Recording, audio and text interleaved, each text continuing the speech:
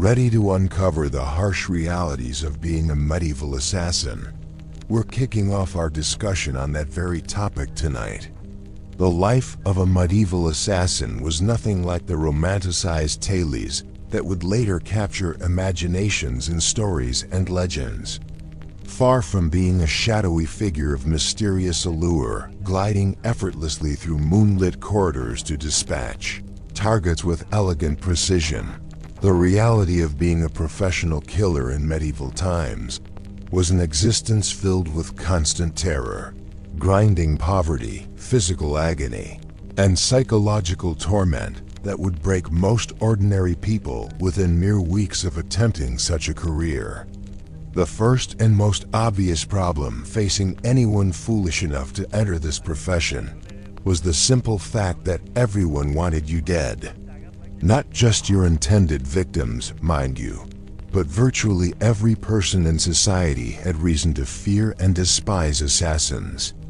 Kings and nobles lived in constant paranoia about potential killers lurking in every shadow, which meant that their guards, soldiers, and agents were always on the lookout for anyone who might pose a threat.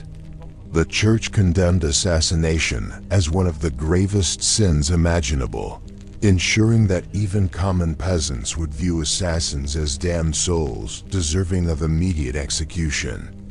Merchants feared that political killings might disrupt trade and stability, while craftsmen and laborers worried that the chaos following an assassination might destroy their livelihoods and communities. This universal hatred meant that an assassin could never truly relax or feel safe anywhere in the known world. Every interaction with another human being carried the potential for discovery and immediate death. The simple act of buying bread from a baker, renting a room at an inn, or asking directions from a passerby could result in recognition, capture, and a horrifically painful execution if the assassin's identity became known. Sleep became a luxury that few assassins could afford for more than brief periods, as unconsciousness meant vulnerability to enemies who never rested in their desire for vengeance. The physical demands of the profession were absolutely brutal, in ways that would challenge even the strongest and most athletic individuals. Medieval castles and fortified buildings were specifically designed to prevent unauthorized entry, with walls that stretched impossibly high, moats filled with freezing water and deadly obstacles, drawbridges that remained raised and heavily guarded, and windows placed far beyond the reach of normal climbing abilities. An assassin attempting to infiltrate such a structure would need to possess the climbing skills of a mountain goat, the swimming ability of a fish, the endurance of a long-distance runner, and the flexibility of a contortionist, all while carrying weapons, tools, and supplies needed for their deadly mission. The tools and weapons available to medieval assassins were primitive and unreliable compared to what later centuries would develop. Swords were heavy, awkward to conceal, and required extensive training to use effectively without making noise that would alert guards.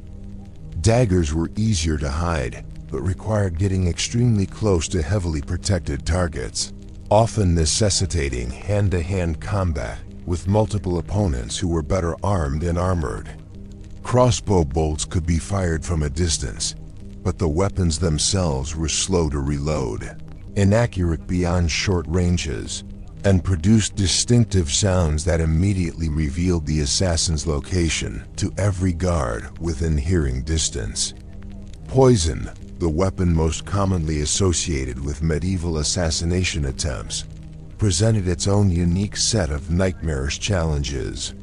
Finding effective poisons required extensive knowledge of herbs, minerals, and organic compounds that was difficult to acquire without drawing suspicion from apothecaries, physicians, and other learned individuals who might report unusual inquiries to authorities.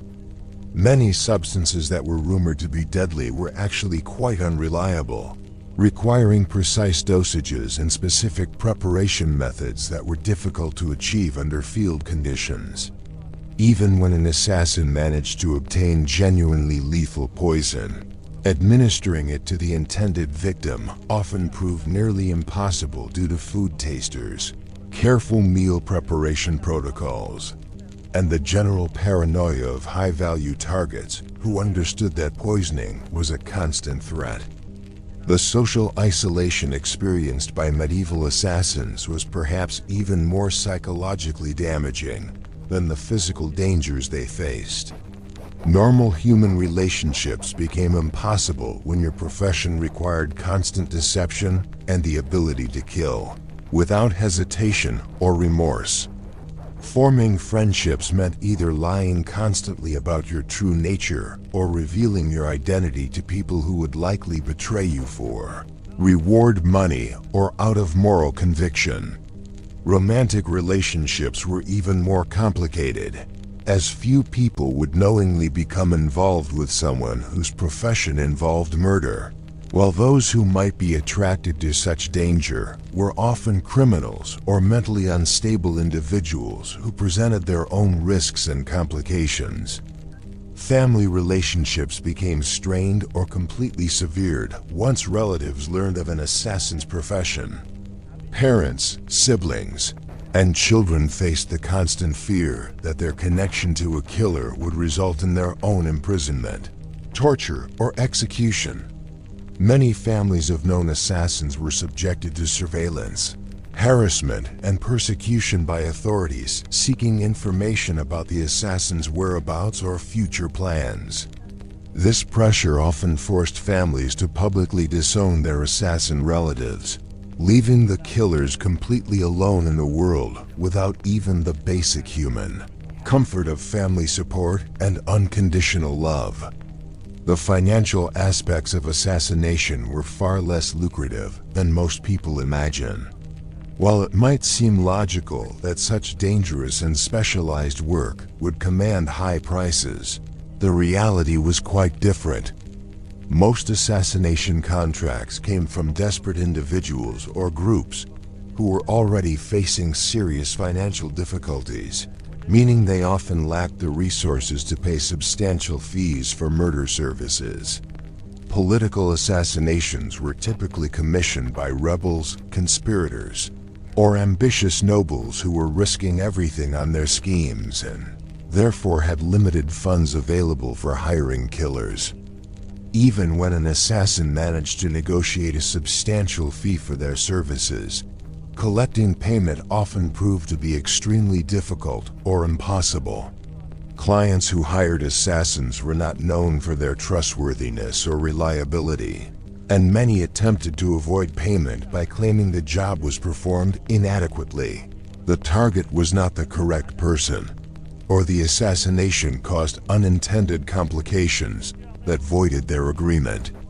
Some clients would simply disappear after the killing was completed, leaving the assassin without payment and with the additional problem of having committed murder for no financial benefit whatsoever.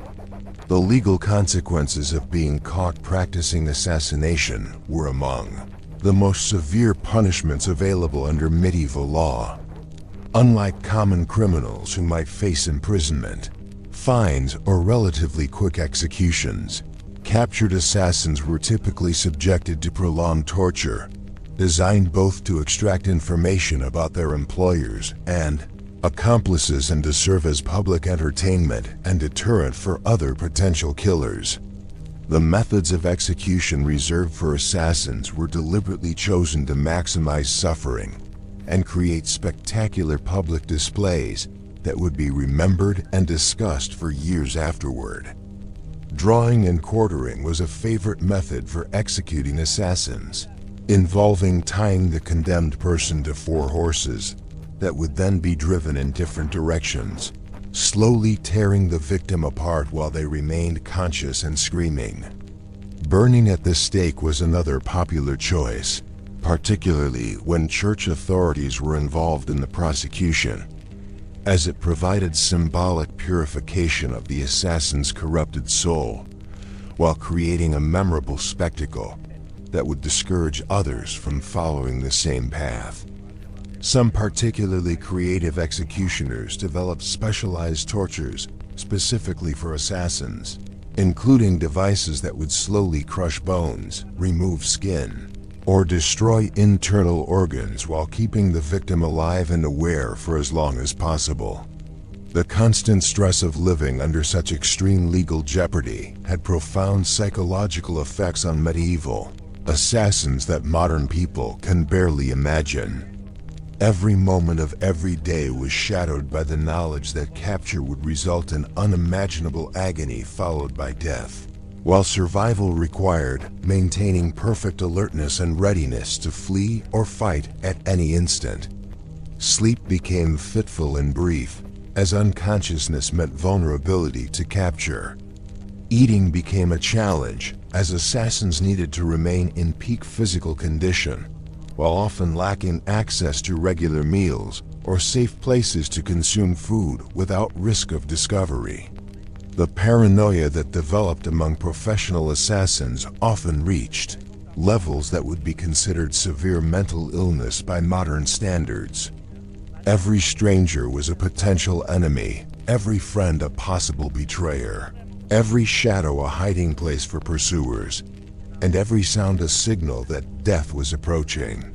Many assassins developed elaborate rituals and superstitions designed to protect them from discovery, spending hours each day checking and rechecking their surroundings, weapons, and escape routes in obsessive patterns that provided psychological comfort but consumed enormous amounts of time and mental energy.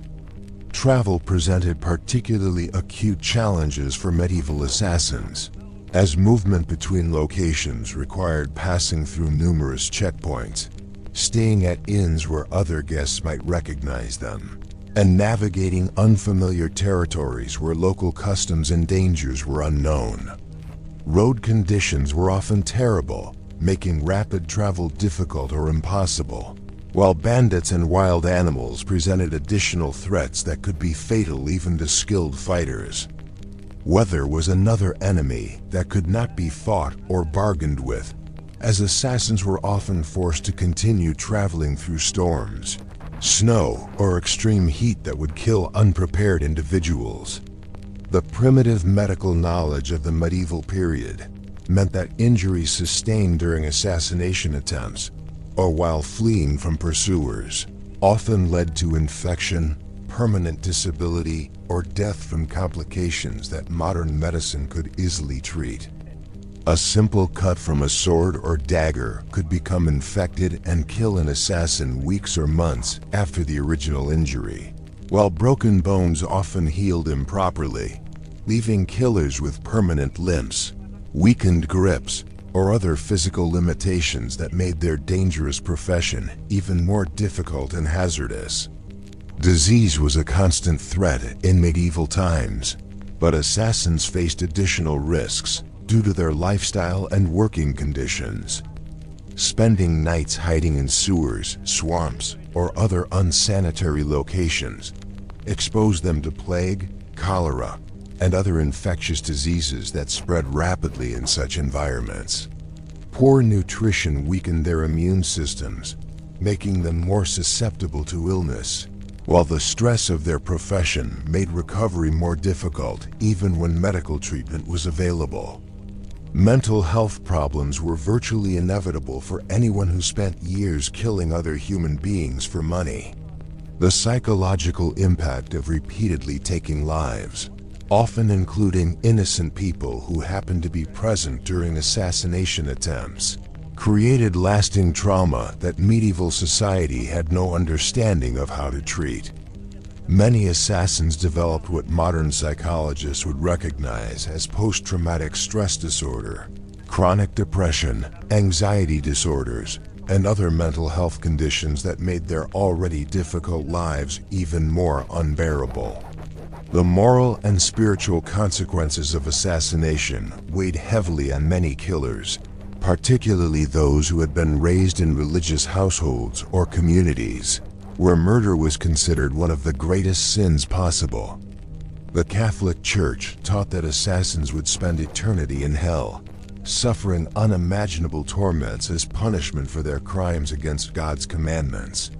Even assassins who did not personally believe in religious teachings often found themselves haunted by doubts about the afterlife and fears that their actions might indeed result in eternal damnation.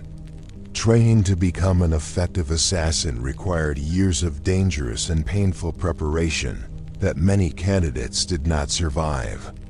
Learning to use weapons properly meant hours of practice each day, often resulting in cuts, bruises, and more serious injuries from training accidents.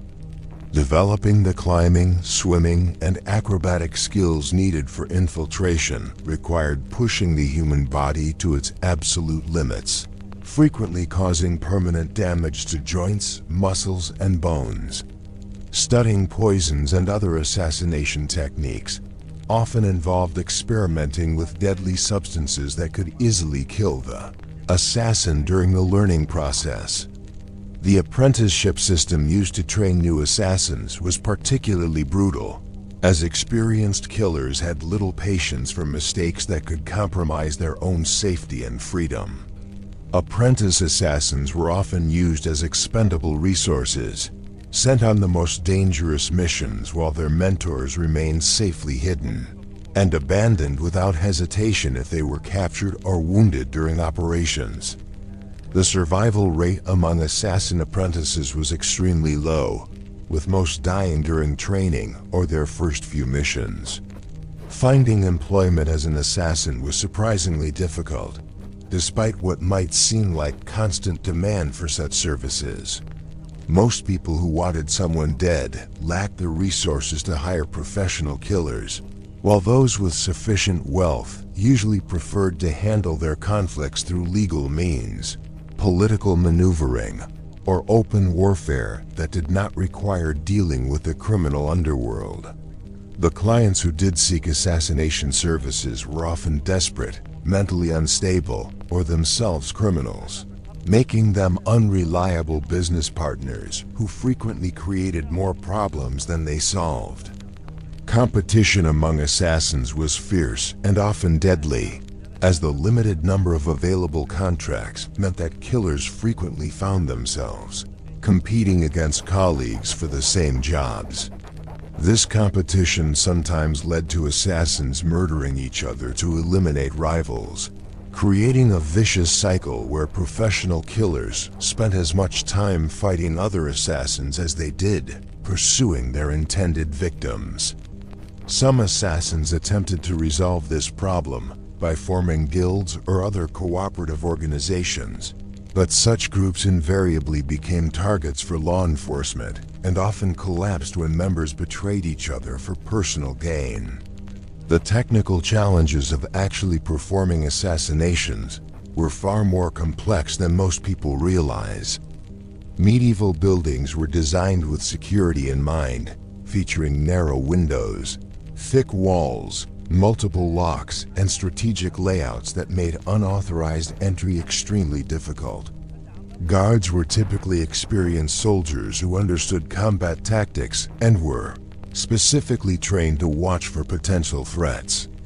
Noble targets were often protected by multiple layers of security, including personal bodyguards, household guards, and broader military units that could respond quickly to any disturbance.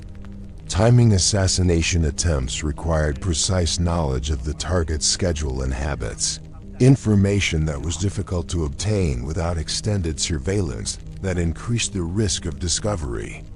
Many nobles deliberately varied their routines to make assassination attempts more difficult, while others employed decoys, used secret passages, or took other precautions that could confuse or trap potential killers.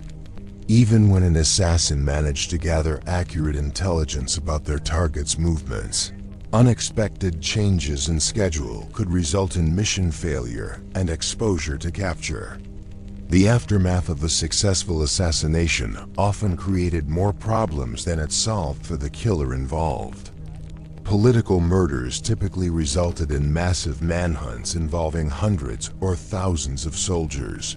guards, and investigators who would pursue the assassin with relentless determination. Rewards offered for information about the killer's identity or location could motivate ordinary citizens to become amateur detectives, creating additional layers of danger for the fugitive assassin. Some assassinations triggered broader conflicts, civil wars, or other political upheavals that made the entire region unsafe for anyone connected to the original killing.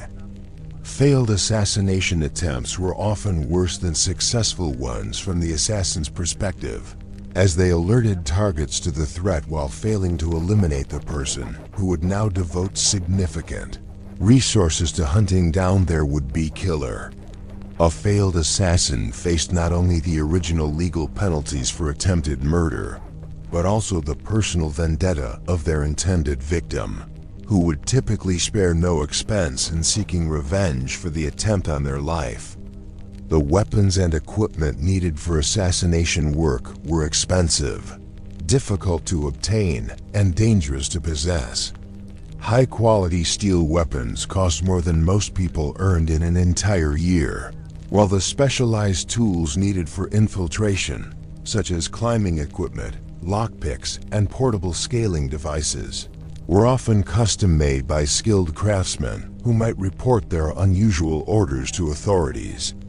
Carrying such equipment was itself evidence of criminal intent, meaning that assassins faced the constant risk of arrest simply for possessing the tools of their trade. Maintaining weapons and equipment in proper working condition required considerable skill and resources that many assassins lacked. Swords needed regular sharpening, cleaning, and repair to remain effective, while leather armor and climbing gear deteriorated quickly under harsh use and needed frequent replacement. Poisons and other chemical agents had limited shelf lives and required careful storage to remain potent, adding another layer of complexity and expense to the assassin's already difficult existence. The seasonal nature of assassination work created additional financial pressures, as certain times of year were more favorable for such activities, while others made assassination attempts nearly impossible. Winter weather made travel extremely dangerous and infiltration of buildings more difficult, while summer brought longer days that reduced the cover of darkness that assassins typically relied upon. Religious holidays and festivals altered the normal routines of potential targets and increased security measures, making assassination attempts during these periods particularly risky. Retirement from the assassination profession was virtually impossible, as former assassins carried their reputations and the enmity of their victims' families and allies for the rest of their lives. Unlike other dangerous professions where workers could eventually settle into safer occupations, assassins found that their past would always follow them, making normal employment and peaceful lives essentially impossible to achieve. Many attempted to change their identities and relocate to distant regions, but medieval record-keeping and communication networks, while primitive by modern standards, were often sufficient to track down former killers years or decades after their last assassination. The psychological toll of constant vigilance and perpetual danger created lasting mental health problems that medieval society had no understanding of how to treat. Many assassins developed severe paranoia, chronic insomnia, violent outbursts, and other behavioral problems that made them dangerous to be around even when they were not actively pursuing targets. The isolation and stress of their profession often led to alcohol or drug abuse, creating additional health problems and further reducing their effectiveness as killers. Family life was essentially impossible for active assassins, as the dangers of their profession extended to anyone who associated with them. Spouses and children of known assassins became targets for revenge killings, while the constant threat of discovery and flight made it impossible to maintain stable households or provide consistent care for dependents. Many assassins who attempted to maintain families found that their loved ones became liabilities that enemies could exploit, forcing the killers to choose between abandoning their families or exposing them to mortal danger. The crude medical knowledge of the medieval period meant that assassins who were injured during their work often faced long, painful recoveries with permanent disabilities that ended their careers.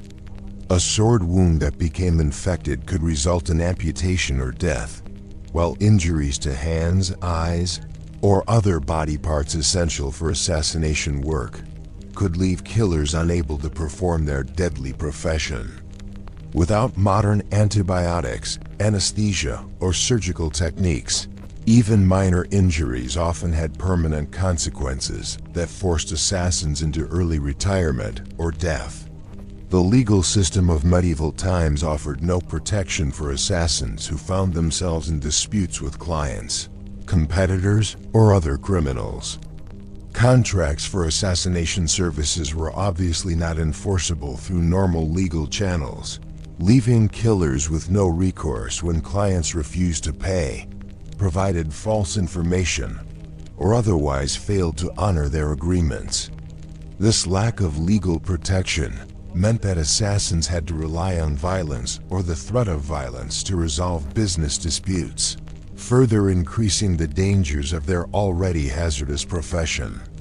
Intelligence gathering required for successful assassinations often took weeks or months of careful observation and investigation that exposed assassins to discovery and capture.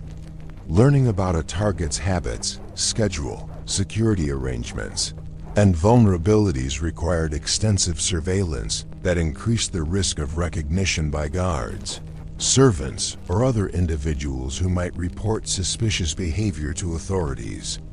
Many assassination attempts failed because inadequate intelligence led to poor planning, while others were discovered during the information gathering phase before the actual attempt could be made. The primitive communication systems of medieval times made coordinating complex assassination plots extremely difficult and risky. Messages had to be carried by hand between conspirators, creating opportunities for interception, while face-to-face meetings increased the chances of discovery by law enforcement. Many assassination conspiracies were uncovered when messages were intercepted or when participants were captured and tortured into revealing information about their accomplices and plans. The social stigma attached to assassination work extended far beyond the immediate dangers of law enforcement and revenge, creating a complex web of social isolation that made normal human interaction virtually impossible. Even criminals and other outcasts from medieval society often viewed assassins with fear and distrust, understanding that anyone willing to kill for money might easily turn their deadly skills against former allies or business partners. This meant that assassins found themselves excluded not only from respectable society, but also from the criminal underworld that might have provided some measure of community and mutual support. Religious persecution added another layer of difficulty to the assassins' already miserable existence, as the Catholic Church actively hunted down killers for hire as part of their broader campaign against sin and moral corruption. Church investigators, backed by the full authority of religious law and often working closely with secular authorities, could offer spiritual salvation to anyone who provided information about assassins, creating powerful incentives for betrayal that went beyond simple monetary rewards. The promise of forgiveness for past sins motivated many people to actively seek out assassins and turn them over to authorities, making churches and religious communities particularly dangerous places for killers to hide or seek refuge. The physical deterioration that resulted from years of living under extreme stress and constant danger was readily apparent to anyone who encountered veteran assassins making it increasingly difficult for them to blend into normal society or maintain their cover identities. Chronic sleep deprivation created dark circles under the eyes and a haggard appearance that marked assassins as clearly as any identifying scar or tattoo. Malnutrition from irregular eating patterns and poor quality food resulted in weight loss, pale complexion, and other physical changes that made assassins stand out in crowds of healthy, well-fed citizens. The primitive hygiene standards of medieval times were particularly challenging for assassins, who often spent days or weeks hiding in filthy conditions without access to clean water, soap, or changes of clothing. The distinctive odor of someone who had been living in sewers, abandoned buildings, or wilderness hideouts was immediately recognizable to anyone with experience, making it difficult for assassins to approach targets or blend into crowds without drawing unwanted attention to themselves. Dental problems were endemic among medieval assassins due to poor nutrition, lack of dental care, and the stress-related teeth grinding that commonly developed among people living under constant threat. Missing, broken, or severely decayed teeth not only caused significant pain and made eating difficult, but also created distinctive speech patterns that could be used to identify particular assassins, even when they attempted to disguise their appearance or assume false identities. The constant need to remain alert and ready for combat created muscle tension and chronic pain that never fully resolved, as assassins could rarely afford to truly relax their guard long enough for their bodies to recover from the physical stress of their profession. This chronic pain affected their movement patterns, posture, and overall physical capabilities in ways that gradually reduced their effectiveness as killers while making them more recognizable to experienced observers who understood what to look for. Sleep deprivation was perhaps the most debilitating aspect of the assassin's lifestyle, as the need for constant vigilance made deep, restorative sleep almost impossible to achieve. Most assassins learned to sleep in brief periods of light dozing that allowed them to remain somewhat aware of their surroundings, but this fragmented sleep pattern never provided the mental and physical restoration that human beings require for optimal functioning. Over time, chronic sleep deprivation led to impaired judgment, slower reflexes, reduced coordination, and other problems that made assassination work even more dangerous than it already was. The mental effects of sleep deprivation compounded the psychological trauma of repeatedly killing other human beings, creating a downward spiral of deteriorating mental health that eventually rendered most assassins ineffective or completely unstable. Hallucinations, paranoid delusions, violent mood swings, and other symptoms of severe sleep deprivation were common among veteran assassins, making them unpredictable and dangerous even to their allies and employers. Nutrition was a constant challenge for assassins, who often lacked access to regular meals or safe places to consume food without risk of discovery. The need to remain mobile and ready to flee at any moment, and assassins typically carried only small amounts of portable food that would not spoil quickly, usually consisting of hard bread, dried meat, and other preserved items that provided basic calories, but lacked the variety of nutrients needed for optimal health. Vitamin deficiencies were common among assassins, leading to scurvy, night blindness, and other health problems that further reduced their effectiveness and made them more susceptible to injury and disease.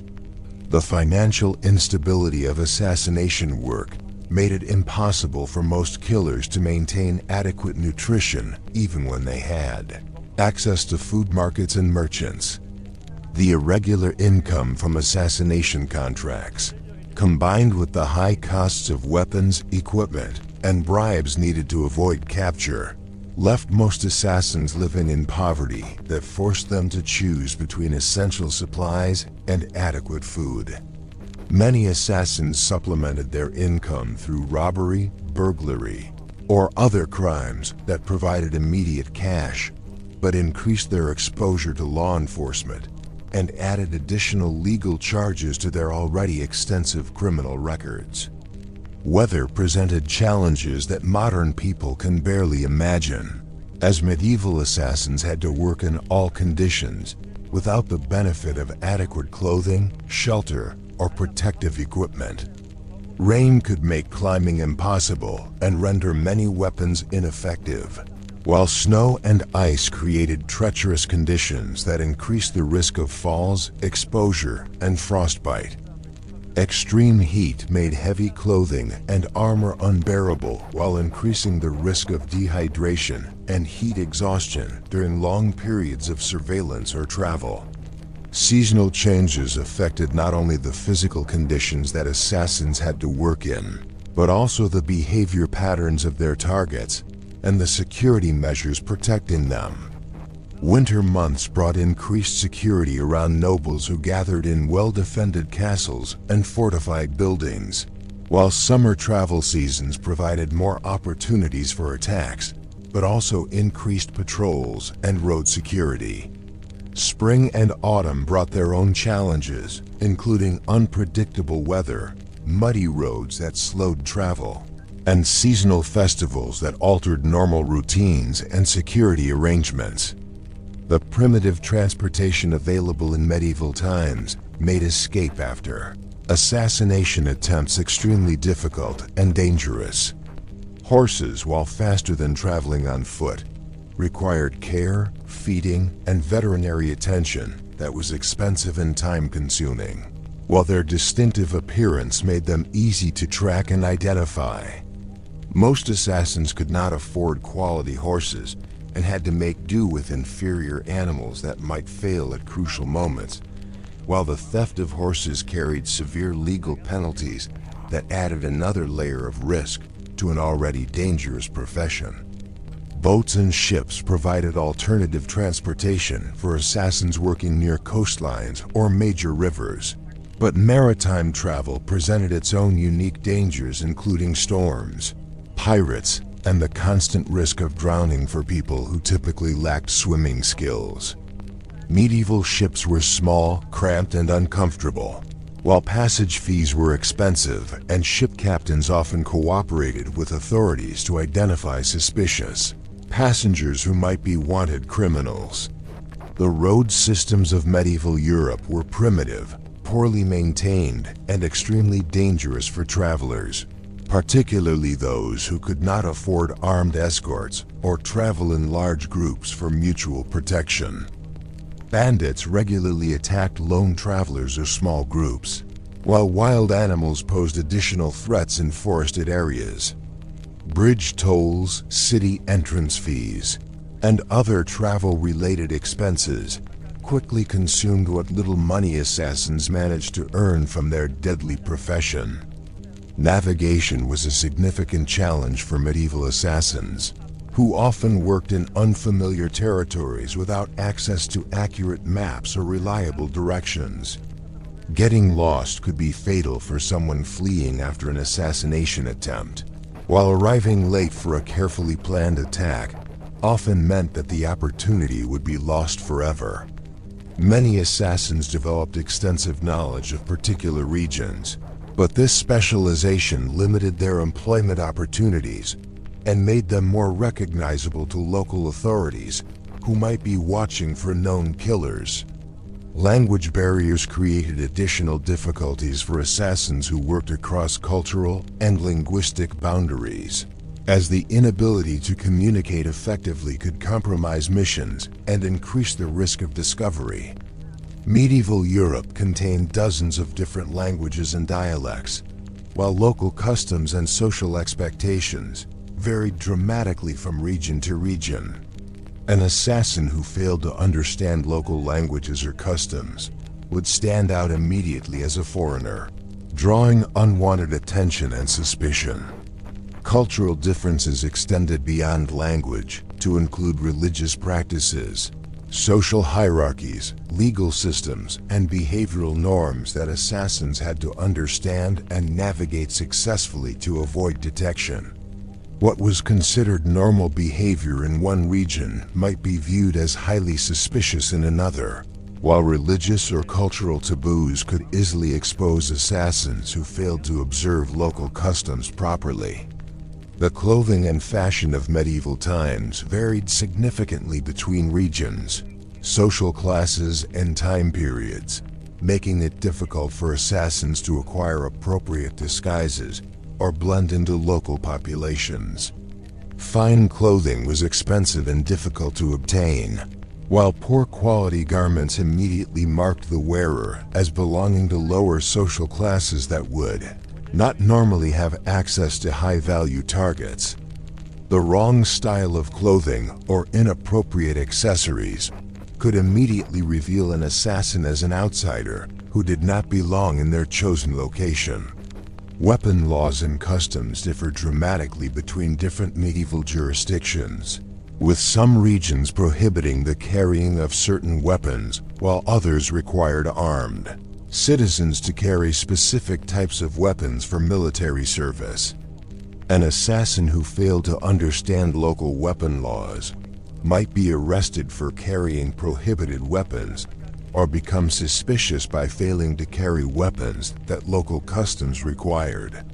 The distinctive regional styles of weapons and armor made it difficult for assassins to acquire appropriate equipment for each new location they worked in. Currency systems in medieval times were complex and varied significantly between regions, with different coins, exchange rates, and monetary systems that assassins had to understand to conduct business effectively.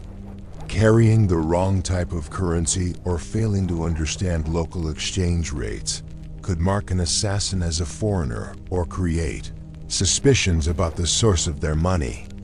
Counterfeit coins were common, and assassins who unknowingly used false currency could face additional criminal charges and unwanted attention from authorities. The guild systems that dominated medieval crafts and trades created another layer of complexity for assassins attempting to blend into local communities or acquire necessary supplies. Most craftsmen belonged to guilds that regulated their professions and could identify outsiders who lacked proper credentials or training. An assassin attempting to purchase weapons, tools, or other specialized equipment might be questioned about their guild membership, apprenticeship history, or professional qualifications in ways that could expose their true identity. Medical knowledge among medieval assassins was typically limited to basic first aid and the treatment of common injuries, but the demands of their profession often resulted in wounds and health problems that required more sophisticated medical attention. Seeking treatment from qualified physicians or surgeons carried significant risks, as medical professionals were often required to report suspicious injuries to authorities and might recognize wounds that were clearly caused by combat or violence.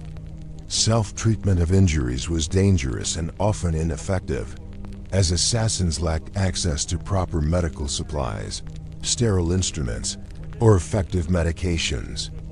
Infection was a constant threat that could turn minor cuts or wounds into life-threatening complications, while internal injuries or broken bones that were improperly treated could result in permanent disabilities that ended in an assassin's career or led to slow, painful death.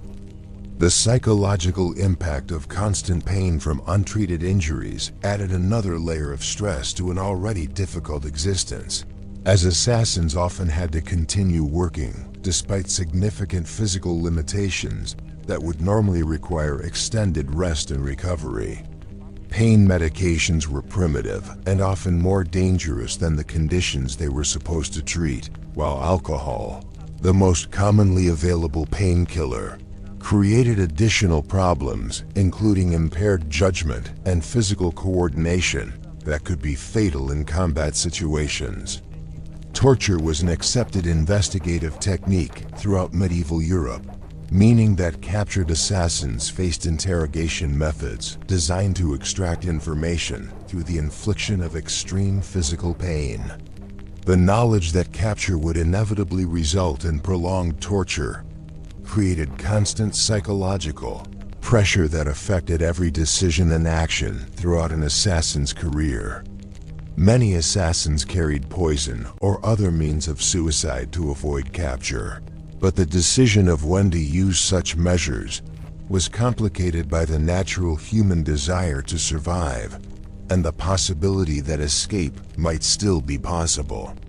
The torture techniques used against captured assassins were specifically designed to maximize pain while keeping the victim conscious and capable of speaking for extended periods.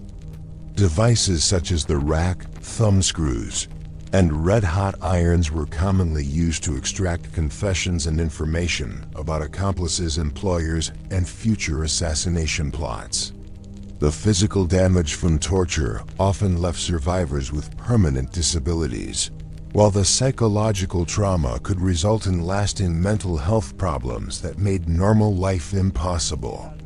Public executions of captured assassins served both as entertainment for the general population and as deterrence for other potential killers, with authorities deliberately choosing execution methods that would create spectacular displays of suffering and death. The knowledge that failure would result in public humiliation and a horrifically painful death in front of jeering crowds added another layer of psychological pressure to an already stressful profession. The families of executed assassins often faced persecution, exile, or death as authorities sought to eliminate entire bloodlines that might seek revenge or carry on the family tradition of murder. This collective punishment created additional guilt and stress for assassins who understood that their chosen profession could result in the destruction of innocent family members who had no involvement in their criminal activities. Betrayal was perhaps the most common cause of capture among medieval assassins, as the high rewards offered for information about killers created powerful incentives for associates, employers, and even family members to cooperate with authorities.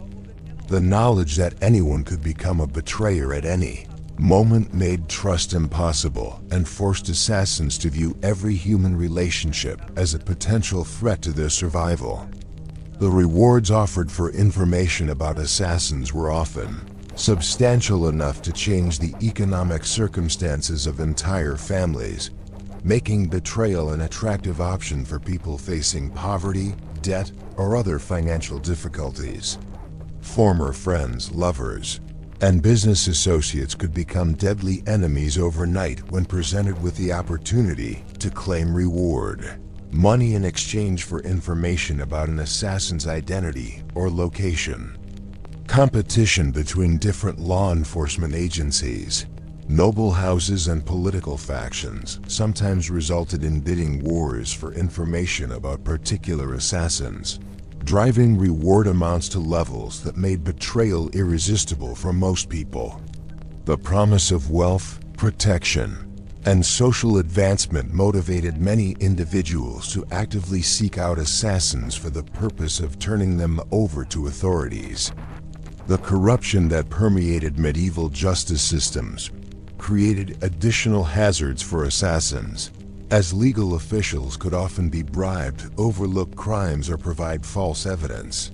But these same officials might demand increasingly large payments over time or eventually betray their criminal associates when the risks became too great. Assassins who relied on corrupt officials for protection often found themselves trapped in relationships that became more dangerous and expensive over time, while the officials who accepted bribes became potential witnesses who could testify about the assassin's activities if they were ever arrested or decided to cooperate with higher authorities. Blackmail was a constant threat for assassins who had been identified by corrupt officials, criminals, or other individuals who possessed information about their identities or activities. but chose not to immediately report them to authorities. These blackmailers often demanded regular payments, sexual favors, or other considerations in exchange for their silence, creating ongoing financial and personal burdens that could last for years or decades. The knowledge that blackmailers might eventually demand too much or decide to collect official reward money instead of continuing their extortion schemes kept assassins in constant fear of exposure and betrayal. The primitive banking and financial systems of medieval times made it extremely difficult for assassins to safely store or transfer the money they earned from their deadly profession. Most wealth had to be carried in the form of heavy coins or valuable objects that were difficult to hide and transport safely, while the lack of reliable financial institutions meant that assassins could not establish accounts or conduct business transactions without exposing themselves to significant risks. Large amounts of cash or valuable items immediately raised questions about their source and could lead to investigations that exposed an assassin's criminal activities. Money changing and currency exchange presented particular challenges for assassins who worked across different regions or countries, as these transactions typically required documentation, references, or other forms of identification that could be traced back to the individual involved. Exchange rates were often manipulated by dishonest money changers who took advantage of travelers and criminals who could not seek legal recourse for fraudulent transactions, while the complex systems of weights, measures, and coin values made it easy for assassins to be cheated or shortchanged in their financial dealings. The feudal system that dominated medieval Europe created complex webs of loyalty, obligation, and authority that assassins had to understand and navigate carefully to avoid violating social expectations or legal requirements. Killing a nobleman could trigger feudal obligations that required his allies, vassals, and overlords to seek revenge, creating cascading effects that might involve hundreds or thousands of people in the pursuit of a single assassin. The interconnected nature of feudal relationships meant that even successful assassinations often had far-reaching consequences that continued to threaten the killer for years or decades after the original crime. Feudal justice systems were designed to protect the interests of nobles and other powerful individuals, meaning that crimes against important people received much more attention and resources than attacks on common citizens. An assassin who killed a peasant or merchant might face relatively little pursuit from authorities, while the murder of a noble could trigger massive manhunts involving entire armies and extensive networks of investigators, spies, and informants. This disparity in law enforcement response created strategic considerations that assassins had to account for when choosing targets and planning their escape routes. The concept of sanctuary in medieval times provided some theoretical protection for criminals who could reach designated holy places, but these sanctuaries were often violated by determined pursuers who were willing to risk religious condemnation to capture particularly dangerous or valuable criminals. Assassins who sought sanctuary often found themselves trapped in religious buildings where they could be easily monitored and eventually starved into surrender. While the protection offered by sanctuary laws was often temporary and subject to political negotiations that might result in the criminal being turned over to secular authorities. Religious authorities who controlled sanctuary locations were often corrupt or politically motivated, meaning that they might cooperate with secular law enforcement or accept bribes to violate the traditional protections offered by sanctuary.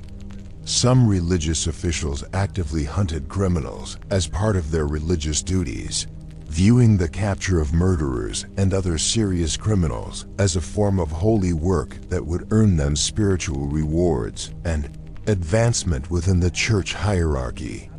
The limited medical knowledge of medieval times meant that many injuries or health conditions that would be minor inconveniences today could become career-ending disabilities or death sentences for medieval assassins.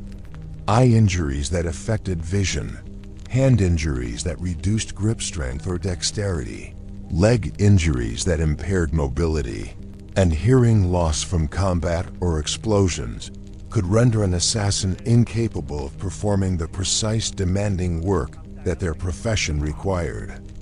Without access to modern medical treatments, surgical procedures, or rehabilitation techniques, even relatively minor injuries often had permanent consequences that forced assassins into early retirement or death.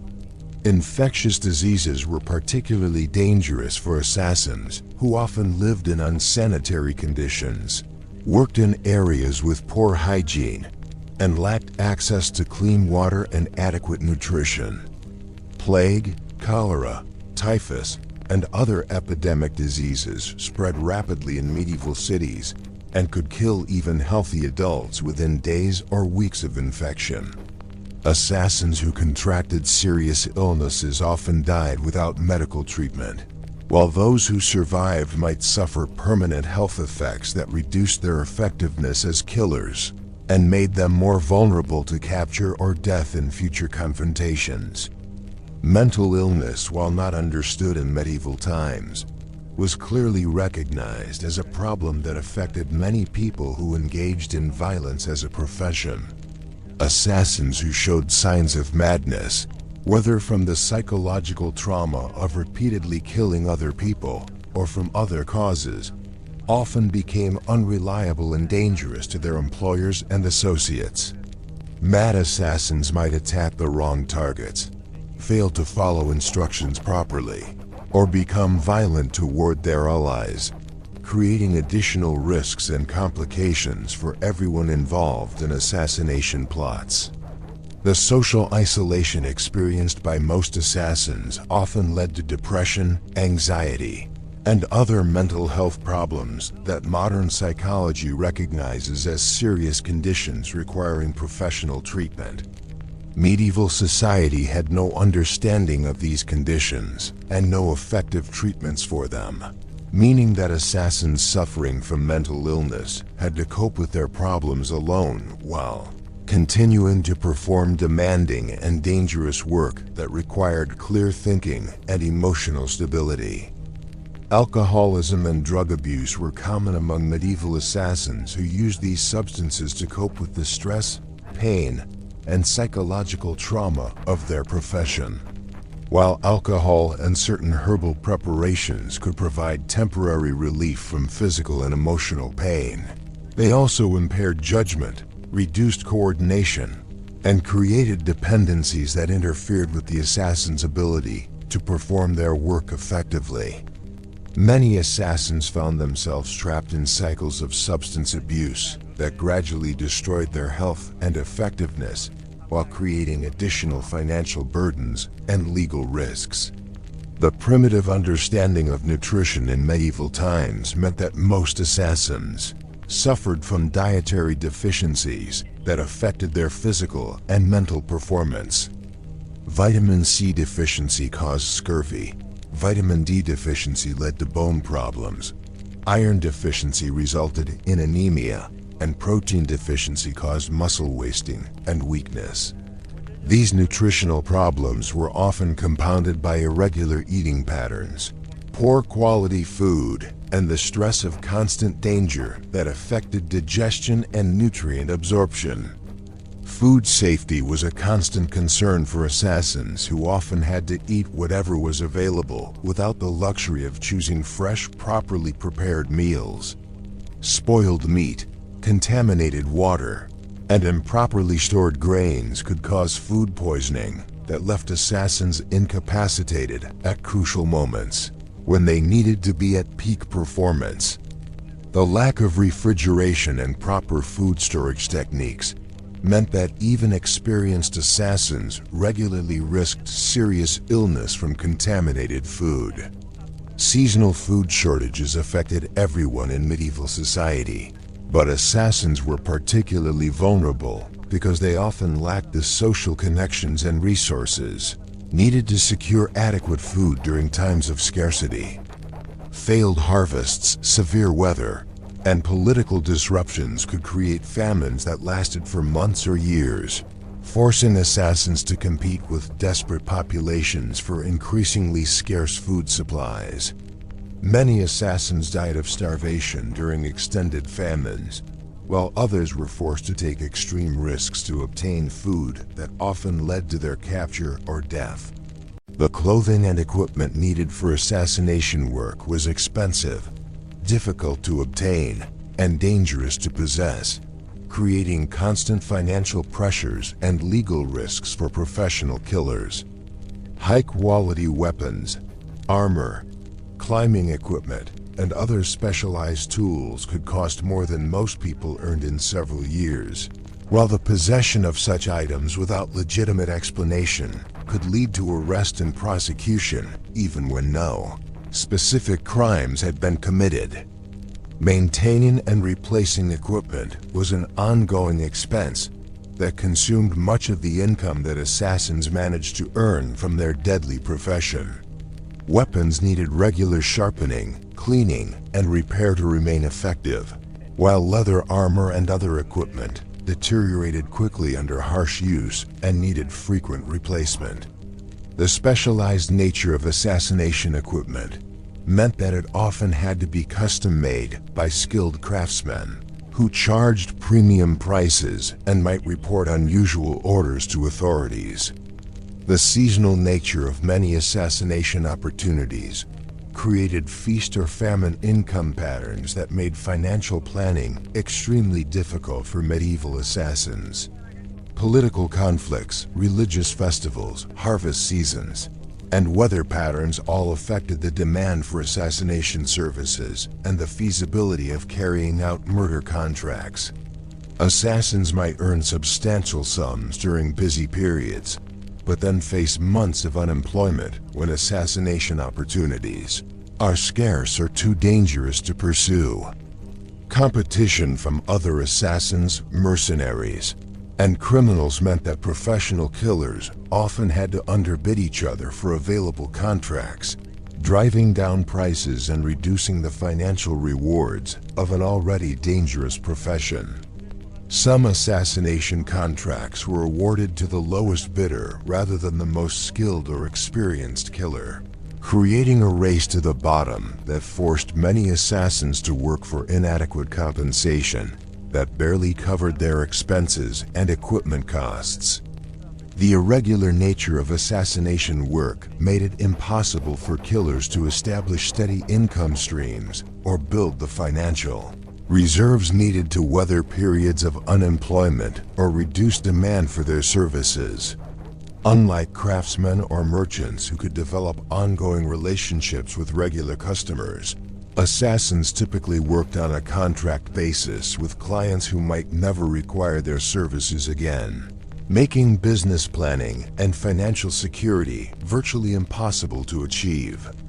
Retirement from the assassination profession was extremely difficult because former assassins continued to face threats from the families and allies of their past victims, while their criminal records and reputations made it nearly impossible to find legitimate employment or integrate into normal society.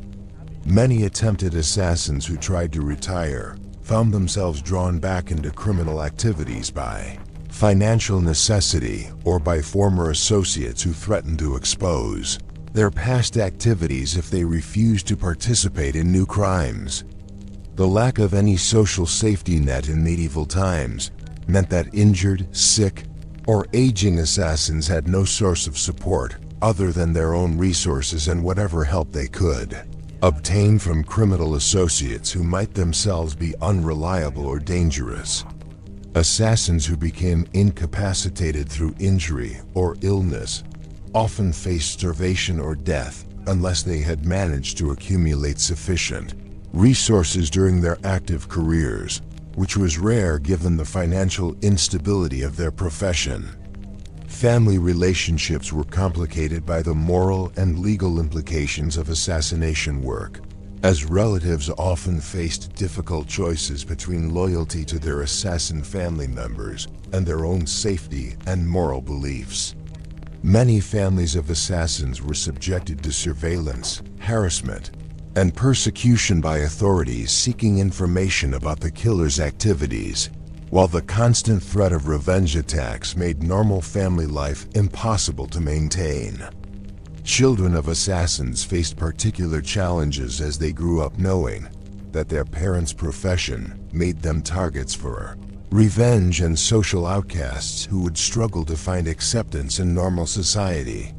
Many assassins' children were forced to assume false identities or were sent away to distant relatives to protect them from the consequences of their parents' criminal activities, creating family separations that often lasted for years or decades. Marriage and romantic relationships were extremely difficult for assassins to maintain, as few people would knowingly become involved with someone whose profession involved murder, while those who might be attracted to such danger were often criminals or mentally unstable, individuals who presented their own risks and complications. The need to maintain false identities and conceal their true profession made honest relationships virtually impossible for most assassins. The constant stress of living under false identities and maintaining elaborate deceptions took a severe psychological toll on many assassins, who had to remember complex lies about their backgrounds, occupations, and personal histories, while being constantly alert for questions or situations that might expose their true identities. This psychological burden often led to paranoia, anxiety, and other mental health problems that further complicated their already difficult lives. The training and apprenticeship systems that existed for aspiring assassins were brutal, exploitative arrangements that killed or permanently disabled more candidates than they successfully trained, creating a profession with extraordinarily high casualty rates even before individuals began taking on actual assassination contracts. Most training programs were run by experienced killers who had little interest in the welfare of their apprentices and viewed them primarily as expendable resources who could be used for dangerous tasks while providing unpaid labor and sharing any income they managed to generate through criminal activities. Apprentice assassins were typically required to perform the most dangerous and degrading tasks associated with assassination work, including reconnaissance missions in heavily guarded areas, disposal of bodies and evidence from their mentors' killings, and serving as decoys or distractions during actual assassination attempts. These activities exposed apprentices to enormous risks while providing minimal training in the skills they would actually need to become effective killers, creating a system that was more focused on exploitation than education. The physical training required to develop the strength, agility, and combat skills needed for assassination work was extremely demanding and often resulted in permanent injuries that ended apprentices' careers before they had even begun their professional activities. Training exercises included climbing practice on dangerous surfaces, combat training with real weapons that frequently caused serious wounds, and endurance testing that pushed human physical capabilities beyond safe limits. Many apprentices died during training accidents, while others suffered injuries that left them unable to perform the physical demands of assassination work. Weapons training was particularly hazardous because apprentices were expected to practice with sharp, deadly weapons under conditions that closely simulated real combat situations. Training with swords, daggers, crossbows, and other assassination weapons resulted in frequent accidents that could cause severe cuts, puncture wounds, broken bones, and other injuries that might become infected and lead to death in an era before modern medical treatment. Master assassins showed little sympathy for injured apprentices and often abandoned those who became too badly hurt to continue their training. The psychological conditioning required to transform ordinary people into killers involved exposure to violence, death, and moral corruption that permanently damaged the mental health of most individuals who underwent such training. Apprentices were often required to witness executions, torture sessions, and other forms of extreme violence as part of their education, while being gradually desensitized to human suffering through increasingly direct participation in acts of cruelty and murder. Many apprentice assassins were forced to commit their first murders as part of their training, often killing innocent people who posed no threat to anyone, but were selected as practice targets to test the apprentices' willingness to take human life.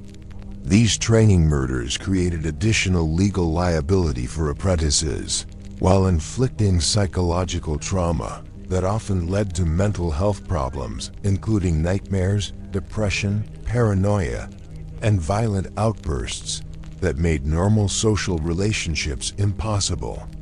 The selection process for apprentice assassins often targeted vulnerable individuals, including orphans, runaway children, criminals fleeing justice, and desperate people facing poverty or other extreme circumstances who had few alternatives available to them. These vulnerable candidates were often deceived about the true nature of assassination work and found themselves trapped in training programs that they could not safely leave once they had begun learning deadly secrets and techniques. Escape from apprenticeship programs was extremely dangerous because apprentices possessed knowledge about their mentors, identities, methods, and criminal activities that made them security risks who might be killed to prevent them from sharing information with authorities or competitors.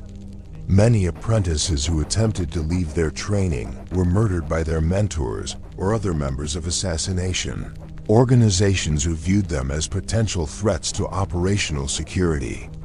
The financial exploitation of apprentices was another major problem in assassination training programs, as apprentices were typically required to turn over any money they earned through criminal activities while receiving minimal support for their basic needs, including food, shelter, and medical care. This exploitative arrangement left apprentices completely dependent on their mentors while providing no financial security or prospects for future independence. The social isolation imposed on apprentice assassins was severe and deliberate, designed to break down their connections to normal society and make them completely dependent on their criminal mentors and associates. Apprentices were typically forbidden from maintaining relationships with family members, friends, or other connections to legitimate society, while being encouraged to view normal people as potential enemies or victims rather than fellow human beings deserving of compassion and respect. The graduation from apprentice to full assassin status was often marked by particularly challenging or dangerous assignments that served as final tests of the candidate's skills, loyalty, and willingness to commit murder. These graduation assignments typically involved killing difficult targets under dangerous circumstances, with failure often resulting in the apprentice's death, either from the mission itself or from punishment by their mentors for inadequate performance. Success in completing apprenticeship training did not guarantee employment or income as a professional assassin, as the market for assassination services was limited and highly competitive. Many newly trained assassins found themselves competing with more experienced killers for scarce contracts, while lacking the reputation, connections, and resources needed to attract high-paying clients or secure the best assassination opportunities. The transition from apprentice to independent assassin was particularly challenging because new professionals had to establish their own networks of contacts, suppliers, and information sources while building reputations that would attract potential clients. This transition period was extremely dangerous because inexperienced assassins often made mistakes that led to their capture or death, while their lack of established relationships left them vulnerable to betrayal and exploitation by more experienced criminals. Professional development and skill improvement for active assassins was an ongoing challenge that required constant practice, training, and adaptation to new techniques and technologies. The demands of staying current with advances in weapons, security measures, and law enforcement techniques created additional time and financial pressures for assassins who were already struggling to earn adequate income and avoid capture. Specialization within the assassination profession created both opportunities and limitations for individual killers, as developing expertise in particular types of assassination work could lead to higher paying contracts, but also reduce the range of available employment opportunities. Assassins who specialized in particular weapons, target types, or operational methods often found themselves unable to adapt when changes in technology, politics, or security measures made their specializations less valuable or relevant. Geographic specialization was another factor that affected assassin careers, as developing detailed knowledge of particular regions, cities, or types of locations could make killers more effective in those areas, but less capable of working successfully in unfamiliar territories. Assassins who became too closely associated with particular geographic regions also became more vulnerable to capture by local authorities who learned to recognize their methods and behavioral patterns. The development of signature methods or distinctive techniques could help assassins build reputations that attracted high-paying clients, but these same signatures could also make them easier for law enforcement to identify and track. Many experienced assassins struggled with the balance between developing effective techniques that could be refined and perfected over time and maintaining enough variation in their methods to avoid creating patterns that could be used to identify them.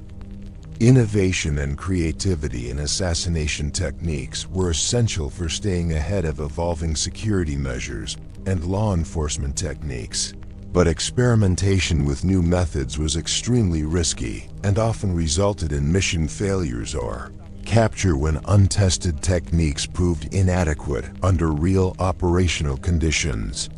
The conservative nature of most assassination work meant that proven techniques were usually preferred over innovative approaches, limiting opportunities for professional growth and development. Continuing education and skill development for assassins typically involved learning from other criminals, studying the methods of successful killers, and adapting techniques from military combat, hunting, and other related activities. However, accessing this education often required exposing oneself to additional criminals who might become competitors, informants, or security threats. While the informal nature of criminal education made it difficult to verify the accuracy or effectiveness of new techniques, the physical demands of assassination work increased with age as assassins found their strength, agility, reflexes, and endurance declining over time while the requirements of their profession remained as demanding as ever. Older assassins often found themselves unable to perform the climbing, running, fighting, and other physical activities that had been routine during their younger years, forcing them to either retire from the profession or accept less physically demanding but often lower-paying contracts. Age-related health problems were particularly challenging for assassins who lacked access to adequate medical care and had often suffered injuries and physical damage during their careers that created ongoing health issues. Arthritis, vision problems, hearing loss, and other age-related conditions could severely impact an assassin's effectiveness while creating additional, vulnerabilities that could be exploited by enemies or competitors. The accumulation of enemies and grudges over the course of an assassination career created increasing security threats as killers aged and potentially became less capable of defending themselves against revenge attacks. Long-term survival as an assassin required not only avoiding capture by authorities, but also managing the growing number of personal enemies who might seek revenge for past assassinations or other criminal activities. Reputation management became increasingly important as assassins developed longer track records that could either enhance their professional prospects or create additional risks depending on how their past activities were perceived by potential clients and enemies. A reputation for effectiveness and reliability could lead to better contracts and higher fees, while a reputation for failure, betrayal, or excessive brutality could make it difficult to find employment, or could attract unwanted attention from law enforcement. The social stigma attached to assassination work extended to anyone who associated with known killers, creating isolation that deepened over time as assassins found it increasingly difficult to maintain relationships with people who were not themselves involved in criminal activities.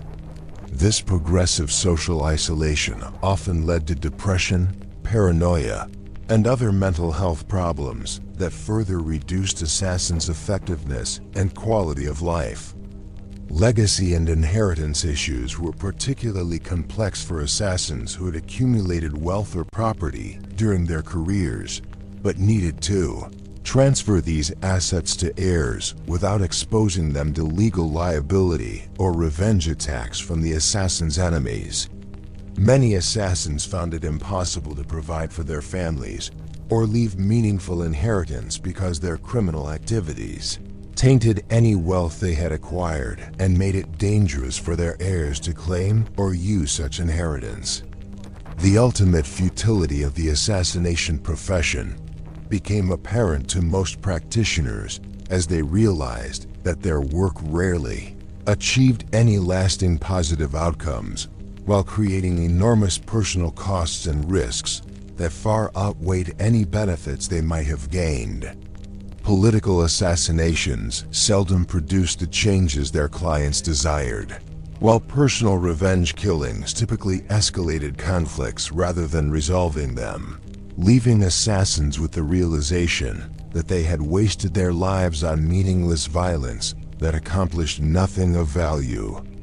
The knowledge that their profession contributed nothing positive to society and often made existing problems worse created existential crises for many assassins who began to question the meaning and purpose of their lives while feeling trapped in careers that offered no honorable exit strategies.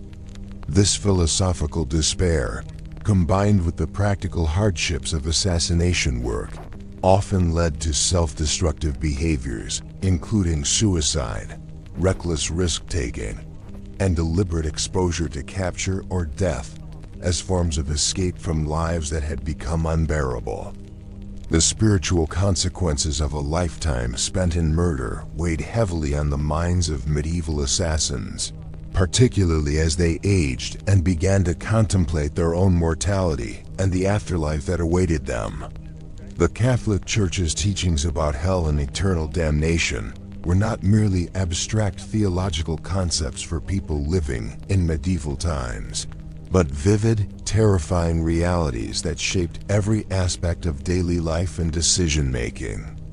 For assassins who had violated the most fundamental commandment against taking human life, often repeatedly and without genuine repentance, the prospect of facing divine judgment created constant psychological torment that added another layer of suffering to their already miserable existence.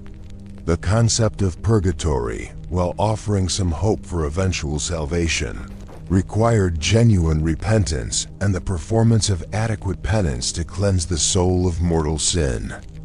For assassins whose entire careers were built upon the systematic violation of God's laws, The amount of penance required for salvation seemed impossibly vast, while the sincerity of any repentance was questionable given that most continued practicing their deadly profession out of necessity rather than choosing to abandon it for legitimate occupations.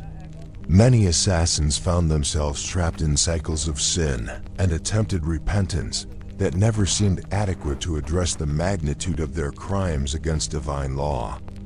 The inability to receive proper religious sacraments created additional spiritual anxiety for assassins who understood that salvation might depend on dying in a state of grace after receiving last rites and final confession.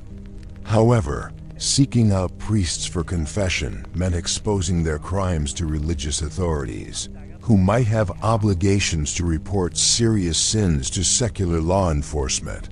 While dying suddenly during assassination, attempts or capture meant facing divine judgment without the spiritual preparation that medieval Christians considered essential for salvation.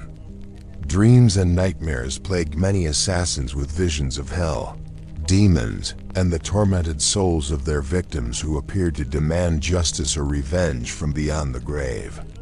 These supernatural experiences, whether interpreted as genuine spiritual phenomena or psychological manifestations of guilt and fear, created constant reminders of the spiritual consequences of their actions, while making peaceful sleep virtually impossible to achieve.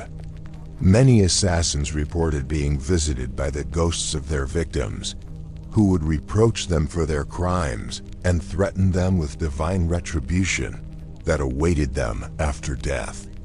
The social aspects of religious observance became problematic for assassins, who needed to maintain cover identities that included regular church attendance and participation in religious ceremonies, while knowing that they were committing sacrilege by pretending to be devout Christians while continuing to practice murder as a profession. The hypocrisy required to maintain religious cover identities created additional psychological stress and spiritual anguish for killers who understood that they were compounding their sins by deceiving religious communities and mocking the sacred rituals they pretended to observe. Religious festivals and holy days became particularly difficult periods for assassins who were forced to participate in celebrations of divine mercy, forgiveness, and salvation, while knowing that they were among the most damned souls in existence, according to church teachings. Christmas, Easter, and other major religious holidays emphasized themes of redemption and spiritual renewal that seemed impossibly distant for people whose lives were dedicated to activities that the church considered absolutely evil and unforgivable under normal circumstances. The medieval understanding of divine justice included the belief that God's punishment for sin could manifest in earthly life as well as in the afterlife, leading many assassins to interpret their suffering, failures, and misfortunes as evidence of divine displeasure and supernatural punishment for their crimes. Every injury, illness, setback, or stroke of bad luck could be seen as a manifestation of God's wrath, creating a paranoid worldview in which assassins viewed themselves as being actively persecuted by supernatural forces that were gradually destroying them in preparation for eternal damnation. Superstitions and folk beliefs about curses, evil eyes, and supernatural retribution for murder were widespread in medieval society and created additional psychological burdens for assassins who feared that their victims or their victims' families might have placed curses upon them that would bring misfortune, illness, or death.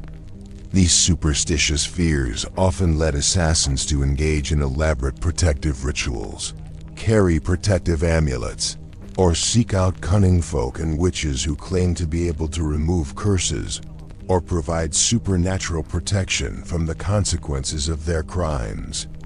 The primitive understanding of mental illness in medieval times meant that the psychological symptoms experienced by many assassins were often interpreted as evidence of demonic possession, divine punishment, or supernatural curse rather than as treatable medical conditions. Assassins who suffered from what modern psychology would recognize as post-traumatic stress disorder, depression, or anxiety disorders were often viewed as being literally haunted by evil spirits or cursed by their victims, leading to social isolation and persecution that compounded their existing psychological problems. Attempts to seek spiritual counsel or confession from sympathetic religious figures often backfired when priests, monks, or other clergy members became horrified by the extent of an assassin's crimes and either refused to provide absolution or demanded impossible penances that could not be completed without abandoning the profession entirely. Some religious authorities attempted to help assassins find paths to redemption, but these efforts usually required complete confession of all past crimes and full cooperation with secular authorities in prosecuting other criminals, conditions that most assassins could not accept without facing certain execution. The medieval church's emphasis on pilgrimage as a form of penance created some opportunities for assassins to attempt spiritual redemption through arduous journeys to holy sites. But these pilgrimages were extremely dangerous for wanted criminals, who would be traveling through multiple jurisdictions while being vulnerable to recognition and capture. Many assassins who attempted redemptive pilgrimages were captured and executed before reaching their destinations, while others found that even completing difficult pilgrimages did not provide the spiritual peace and forgiveness they had hoped to achieve. Charitable works and acts of mercy were traditionally considered important forms of penance that could help offset the spiritual consequences of sin. But assassins found it extremely difficult to engage in meaningful charitable activities without exposing themselves to recognition and capture. Donating money to churches or charitable causes required having funds available and being able to conduct transactions without aroused suspicion, while personal service to the poor or sick required time and presence in communities where assassins might be identified by people who knew their true identities. The concept of martyrdom and redemptive suffering offered some theoretical hope for assassins who might achieve salvation through accepting suffering and death as punishment for their crimes. But the church taught that true martyrdom required dying for righteous causes rather than simply suffering the consequences of evil actions. Assassins who were captured and executed by authorities were generally not considered martyrs, but rather criminals, receiving just punishment for their crimes, making their suffering meaningless from a spiritual perspective. Attempts to reform and abandon the assassination profession were often unsuccessful because former assassins continued to face threats from past enemies while lacking the skills, resources, and social connections needed to establish legitimate occupations. Many who tried to leave the profession found themselves drawn back into criminal activities by financial necessity, blackmail, or threats from former associates, creating cycles of attempted reform and renewed criminality that made genuine repentance seem impossible to achieve. The influence of assassination work on family members created additional spiritual burdens for killers who understood that their profession endangered not only their own souls, but also the spiritual welfare of their loved ones, who might be corrupted by association with evil or driven to sin through the hardships created by their relatives' criminal activities. Children of assassins often grew up in environments of violence, deception, and moral corruption that made it difficult for them to develop normal ethical values and spiritual understanding. Marriage and family relationships were complicated by the spiritual implications of living with someone whose profession involved systematic violation of divine law, as spouses of assassins often struggled with questions about their own moral culpability for supporting or benefiting from murder.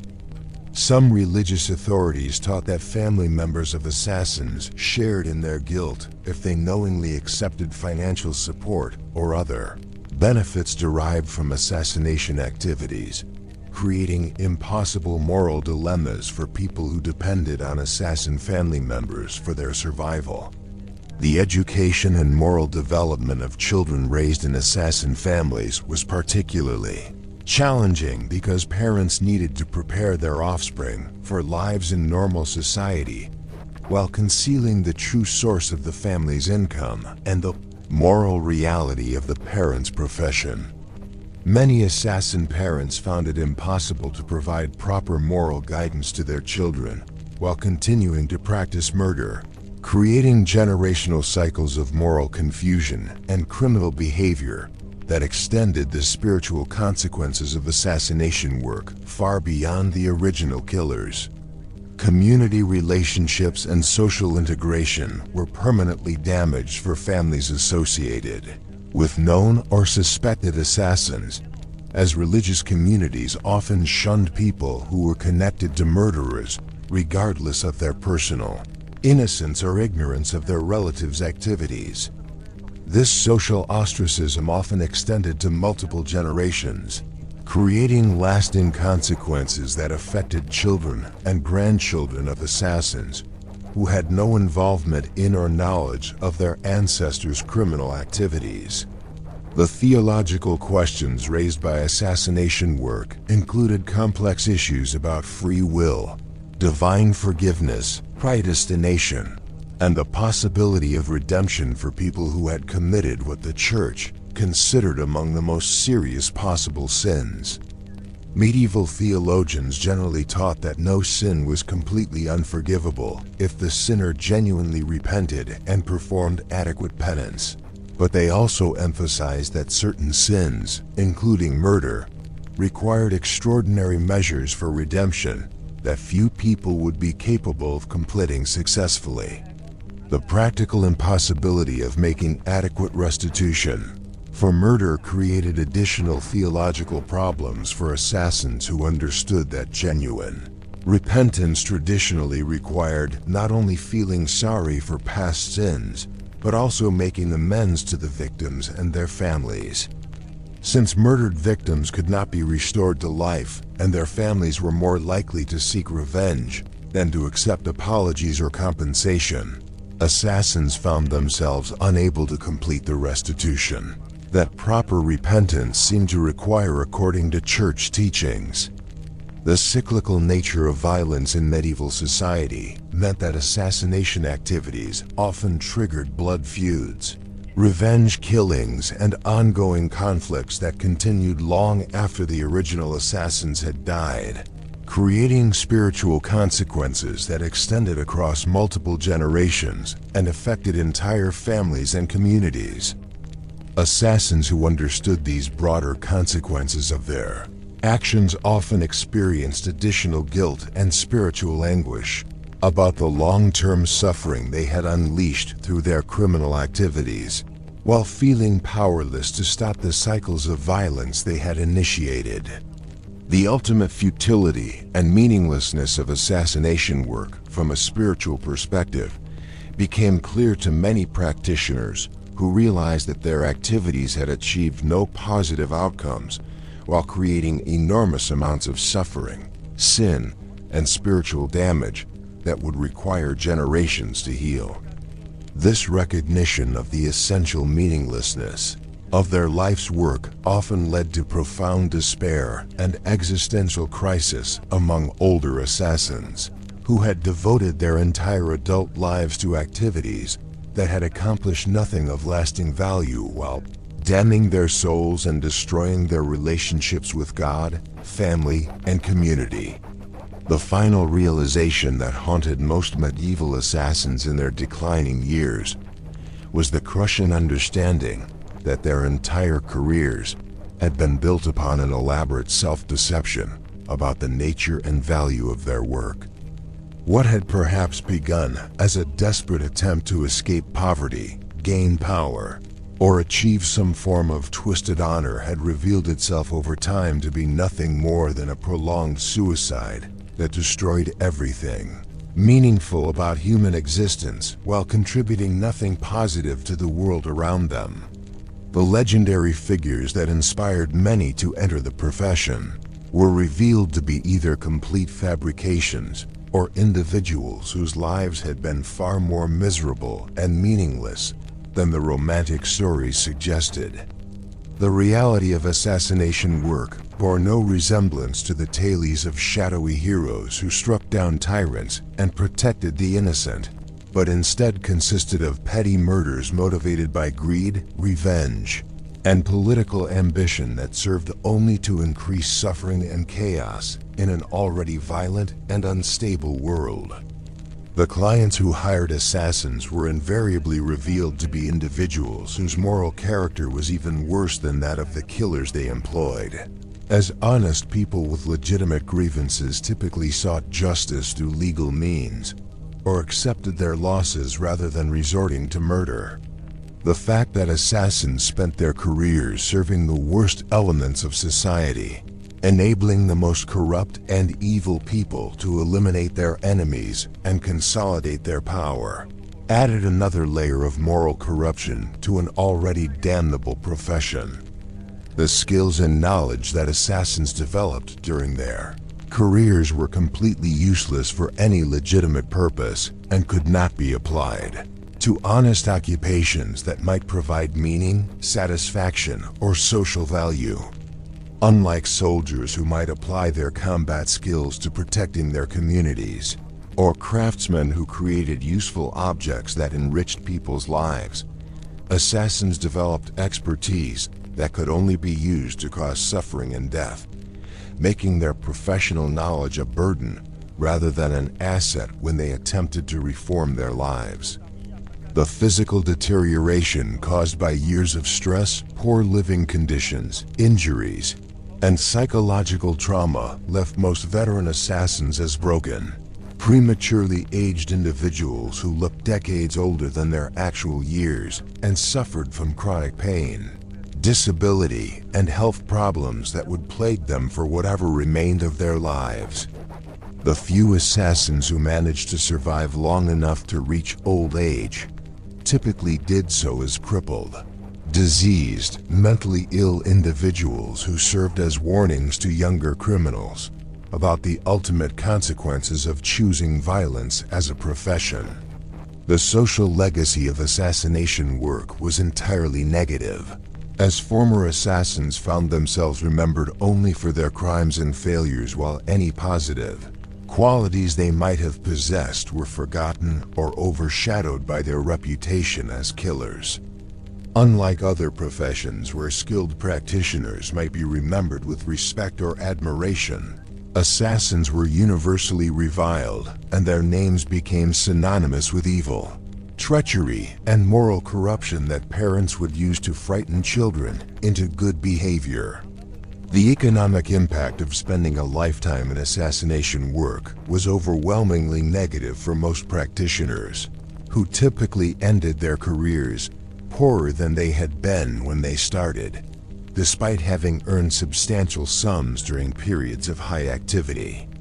The costs of maintaining weapons and equipment, bribing officials, paying informants, and supporting themselves while hiding from law enforcement consumed most of their income, while the irregular nature of assassination contracts made financial planning impossible and prevented them from building any lasting wealth or security.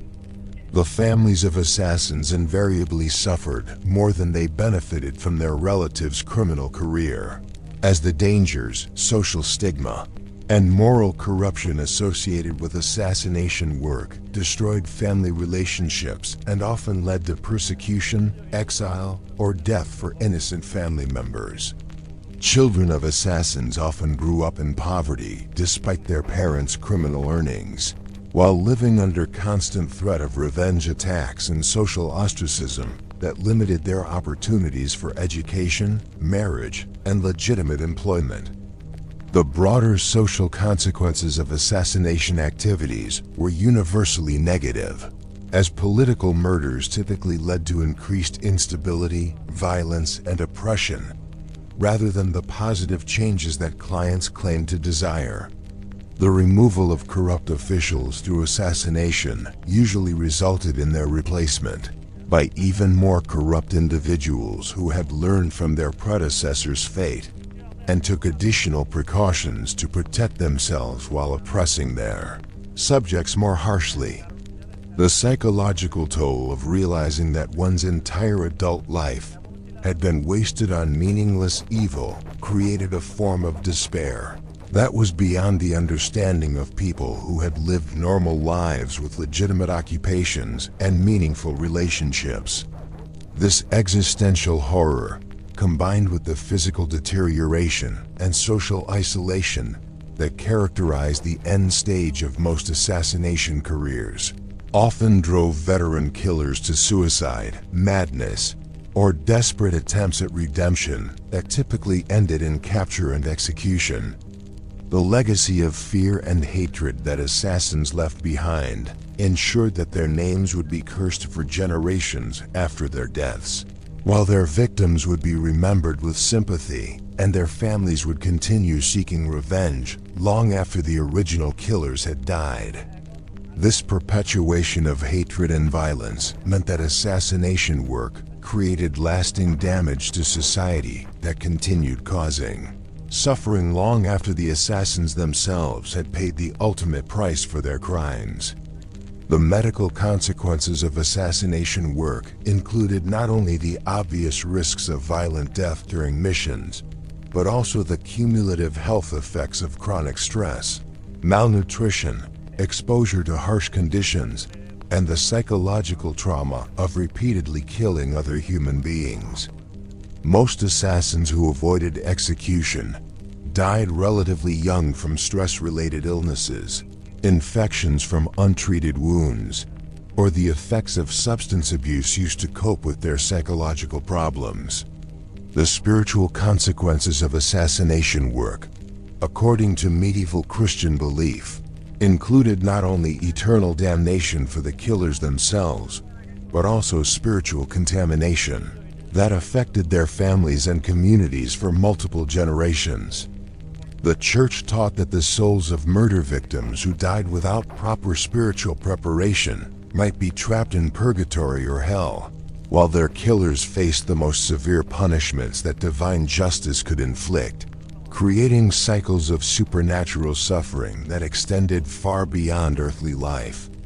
The ultimate judgment on the profession of assassination, from every possible perspective including practical effectiveness, moral value, social contribution, personal fulfillment, and spiritual consequence, was overwhelmingly negative and demonstrated that choosing to become a medieval assassin was perhaps the worst possible decision that any human being could make.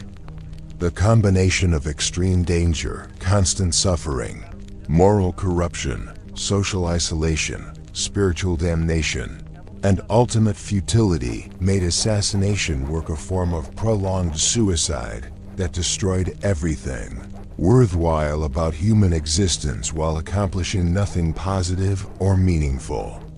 The few historical records of individual assassins who managed to survive their careers and leave accounts of their experiences universally described lives of unrelenting misery, regret, and despair that served as warnings to anyone who might consider following similar paths. These testimonies revealed that even the most successful assassins, those who had achieved wealth, reputation, and survival beyond the normal life expectancy of their profession, ultimately viewed their careers as catastrophic mistakes that had wasted their lives and destroyed their souls while contributing nothing of value to the world around them. Thus, the medieval profession of assassination stands as perhaps the clearest possible example of how the pursuit of power, wealth, and revenge through violence leads inevitably to self-destruction and meaninglessness, creating suffering that extends far beyond the immediate participants while accomplishing nothing that could justify the enormous human costs involved. The reality of being a medieval assassin was so thoroughly awful, from every conceivable perspective, that it serves as a perfect cautionary tale about the ultimate consequences of choosing evil over good, violence over peace, and selfishness over service to the common welfare of humanity.